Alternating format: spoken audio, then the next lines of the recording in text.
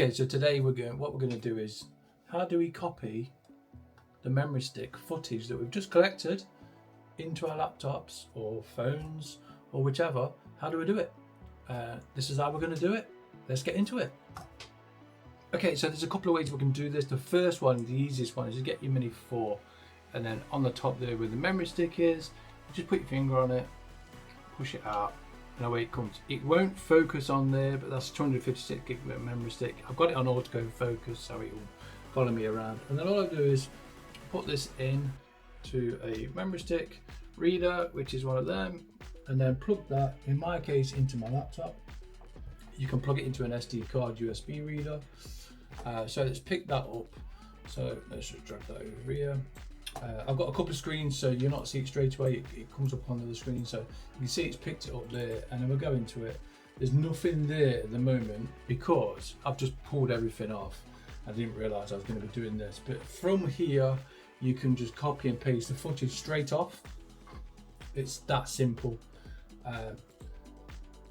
And that's it. There's nothing to that. You just copy and paste like you would if you was taking it off a normal memory stick for something else, and it's that easy. So let's move on to the next thing. Okay, so what we're going to do now is we're going to connect this to the RC2, and I brought this for this very reason, so I can download it straight onto the RC2. So I've got a firmware update. I'm not taking off today, so that will be done at a later date. So we hit connect aircraft. We need to be pretty sharpish with this because it soon warms up the the Mini 4 does. So as you can see, it's loading up now. As soon as it kicks in, screen will change. So there we go, the screen's changed. So we need to get out of here, and then we need to go to album bottom left. And now what will happen is it will download all the footage into cache. So it's not actually downloaded, but it's put into cache. So you can see there's a video there. There's an arrow top left hand corner. You can keep your finger on there. That'll bring that up, and then download that bottom right hand corner. That's now downloaded. So we're currently in low res. You can press play, you can play it. It's a bit boring, this one, but you can play it. Just waiting for it to download. And remember, this is downloading directly straight off the Mini 4 onto the remote, so you can view it. So if you're out in the field, you want to see the footage, this is the easiest way to do it. You can actually view it without downloading it. And I've done this while I've been flying up with a friend. So I showed them, look, this is the footage, and then carried on flying because we didn't get quite the right footage. So just wait for it to finish downloading.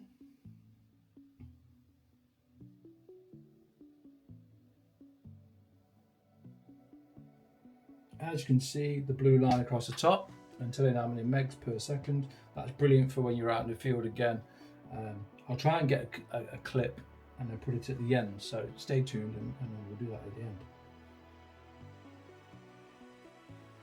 Right, that's downloading now, so we can switch the Mini 4 off now. It's already starting to warm up, so I'm glad I've switched that off now.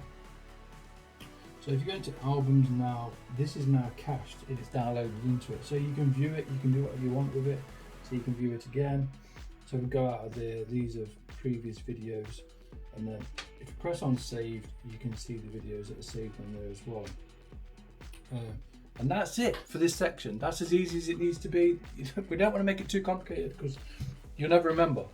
There's so much to know with the remote. So that's it for this one. What we're going to do next is we're going to download the footage directly from the drone, direct connection straight into the phone, and then you can view it from there. So I'll see you in a second. Okay, so the point of this one is to get the footage off here directly onto your mobile. So that's what we're going to do now. So let's jump straight into it. Let's get the app actually running on the phone. So we'll get the DJI Fly app. It's loaded in now, and then what we want to do is we want to connect, we want to connect now directly to the drone, and to be able to do that, make sure your Wi-Fi is switched on and it's already been paired with your account. It's really important. So, and then all you do is you switch your DJI drone on,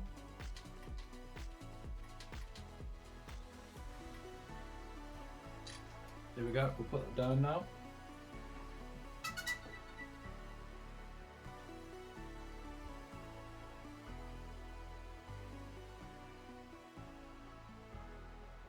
As soon as that comes live, see that's now loaded, as in it's booted up. And then what you'll see in the DJI app is quick transfer DJI Pro 4 detected. Press on there, and then it'll ask you to connect to that device. So you connect to it, quick transfer. That will now connect directly straight into the drone. And I believe it uses Wi-Fi and Bluetooth. Maybe wrong, but I think that's what it is. And now it's loaded into there. You'll see footage that I've had previously. I'll just wait for it to load up. So we'll press on DJI, and that's the same footage that we took a couple of minutes ago. And then we'll press on there. You can view it again in low res. Just remember, when this is sat around, it starts heating up. So just be mindful of that. So we've seen that. So we want to download it. Press it down there. You can see trim download or full download. I always download it full and then do post edit after. So full download. That's now downloaded. Boom, it's done. So we can come out of there, and then what we can do is we can go to saved, and it's saved. I've saved this footage. These are on my channel, and you can see that I've saved them. And this is easy for when I'm, let's just turn the drone off. The drone's still going. Let's just turn him off. Getting sidetracked again. Right, he's switched off now. So these are videos that I've done, downloaded while I'm on the way to work, or I've come back from work and so forth. Just need them on my phone quickly so I can edit them and put them straight up. Literally, that's what it is. And it's downloaded the uncut version, so it's as good as if you copied it from your memory stick straight onto your laptop or your PC like we did at the beginning. And you can edit these and do whatever you need to do. You can see the others that I've done. And that's it. That's it. Don't complicate it. That's literally it. Don't mess around with the drone.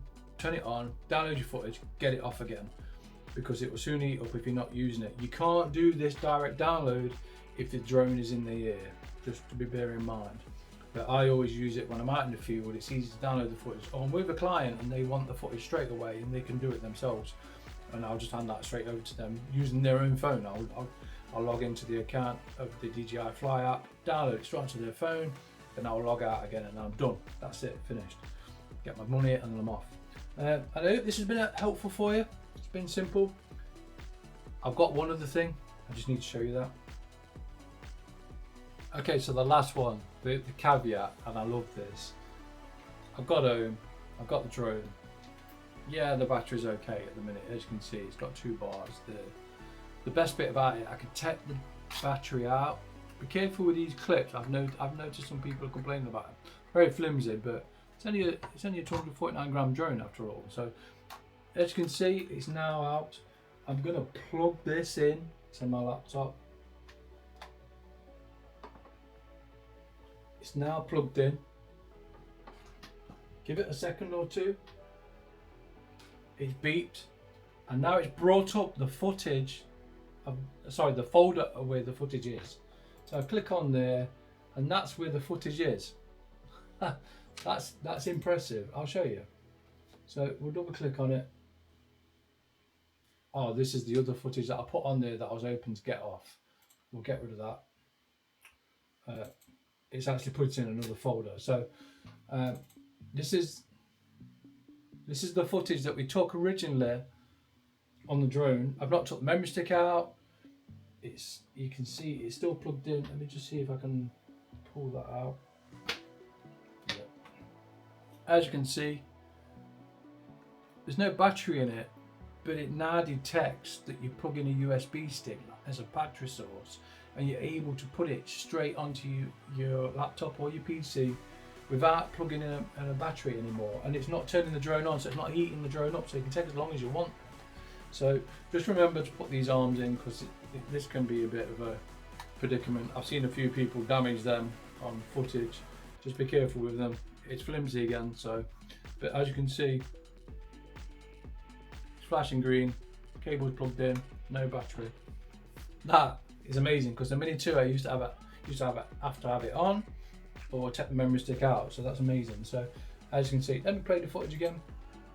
I know it's nothing to look at, and I know, but what about this? That I'll put on just of, if you subscribe to my channel, this is actually the runway. It was closed and it was being repaired at the time.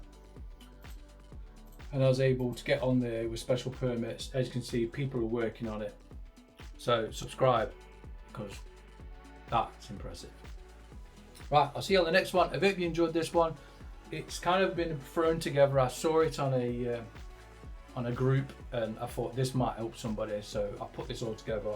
It's just what I've learned.